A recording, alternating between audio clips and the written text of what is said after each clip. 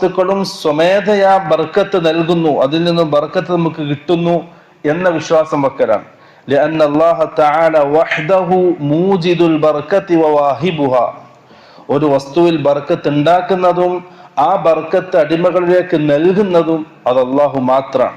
فقد ثبت في صحيح البخاري عن النبي صلى الله عليه وسلم أنه قال. صحيح البخاري സ്ഥിരപ്പെട്ട ഹദീസ്. عن النبي صلى الله عليه وسلم أنه قال. റസൂൽ സല്ലല്ലാഹു അലൈഹി വസല്ലം പറഞ്ഞു, അൽ ബറകത്തു മിനല്ലാഹ്. ബർക്കത്ത് അത് അല്ലാഹുവിന്റെ ഭാഗത്തു നിന്നുള്ളതാണ്. ഫതലബുഹാ മിൻ ഗൈരിഹി ഔ ഇഅ്തിഖാദുൻ അന്ന ഗൈറഹു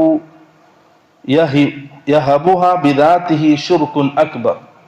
അപ്പം ബർക്കത്ത് അല്ലാഹുവിന്റെ ഭാഗത്തു നിന്നുള്ളതാണ്. അത് അല്ലാഹു നൽകേണ്ടത്, അതിനെ ഉണ്ടാക്കുന്നത് അല്ലാഹുവാണ്.